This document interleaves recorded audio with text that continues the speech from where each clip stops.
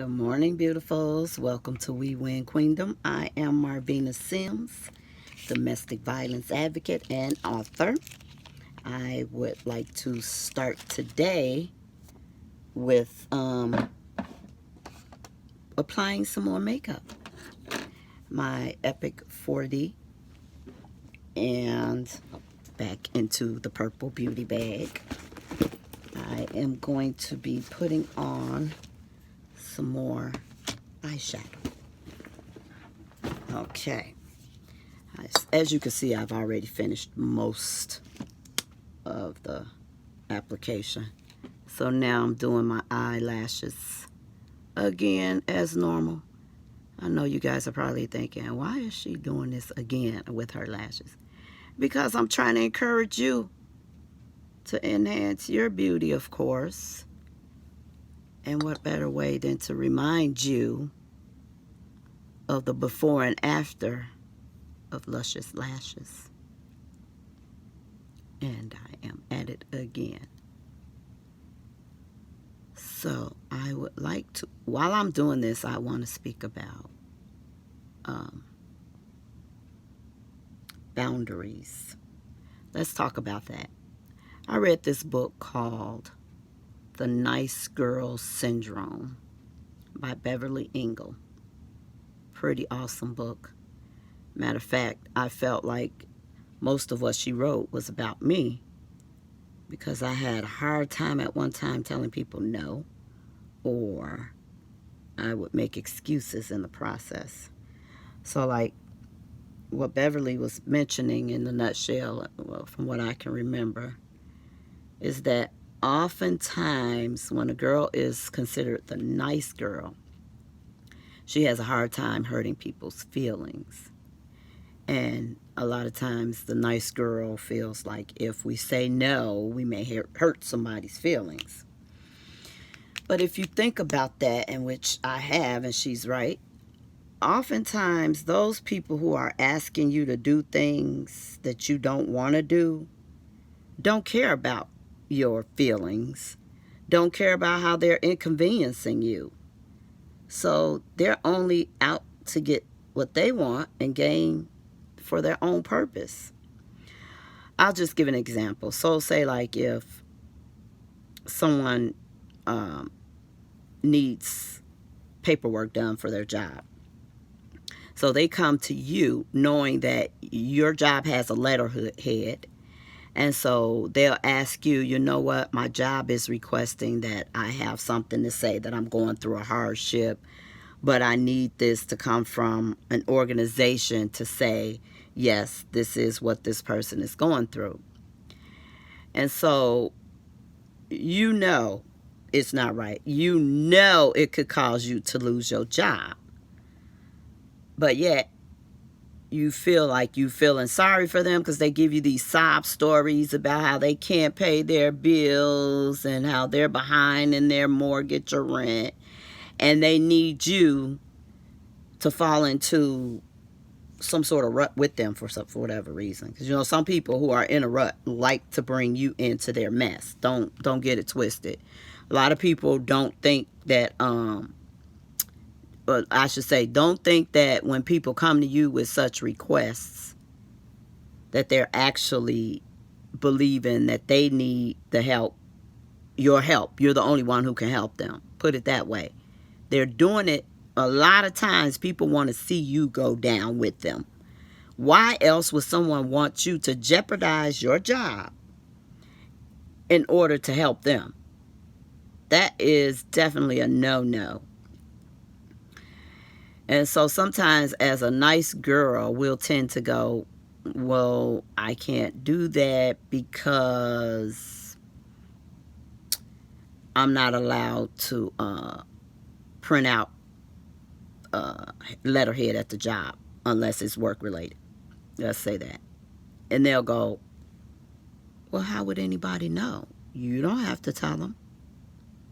Red flag. Somebody is wanting to jeopardize your integrity and your job. That's a red flag. Something's wrong with that picture. So my saying all this is, please have enough assertion or aggressiveness or whatever you want to call it to tell that person no. Do not jeopardize your job, your livelihood, your life because someone else wants you to believe that only you can help them with that situation. Trust me, I've had something similar happen to me. And on several occasions, people have come to me and asked me to do things that was going against integrity, just like that's so wrong. If it was up to them, and what if you get caught doing something so wrong? They're not going to get in trouble for that. Nothing's going to happen to them. You'll lose your job, your house, your life, all because you decided to help someone else. And I know if it's happened, something similar has happened to other people. And fortunately, I guess I wasn't the nice girl that they thought I should be in order to make a complete fool of me. So I was able to say no and move on with my life. And guess what? They survived. They continue to live and function throughout life, even to this day, because that is a real story, by the way. That happened to me. Something similar. So my point in all this is, ladies and gentlemen, if you know someone who is constantly asking you to do things that makes you uncomfortable, it's time to let them go. Move on, because they're not worth it. It's not worth them bringing you down into their hellhole type mindset that they think you should go down with them. Trust me, people would love to see someone else not doing as well as them. It's a reality. It's a sad reality that I had to come to grip and realize. I'm like, man, they're asking me to do something, and I'm like, don't they know that could cause me to lose everything in my life, mess my whole... Yes, they know. Of course they know. That's the whole intention. Whether we want to believe it or not, some of our loved ones, so-called relatives, friends, they do not care, or they do not want to see you happy, you flourish in life. But it's all on you to determine to put your foot down and not let it happen.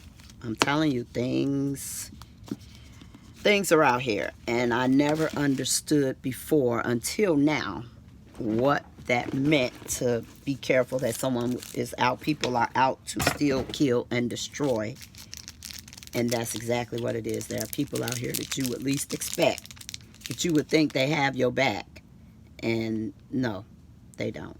They're just wanting to see how much they can bring you into their little pitiful life too.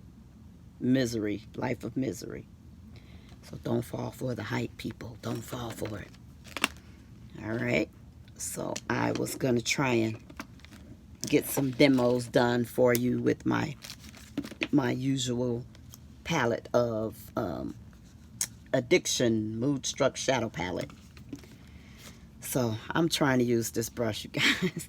It's not quite working for me because I like to have a thin trim in the arch of my eyebrows, and that came out a little too thick, but I'll fix it, that's for sure. So I need to use something tinier to get up in that little crawl space of an eyebrow. All right, yeah, see, that's more like the thinness I like. So now I have to go back over this side to create some sort of line to get it back in motion here some sort of way. I guess it'll work out. It'll work out. I'm working it out. Yes, I am. Hey. Well, let's do this side now. Still not as thin. I am going to fix this joker though. Look at that. It's sparkly too. Very sparkly. Popping, baby. Popping. Yes. I'm going to try something darker. Let's see if I do that down here. How does that turn out? Not bad. Not bad. All right. Okay. Look at that. Look at that. I'm working it in. I'm working it in. All set. Well, what I'm going to do is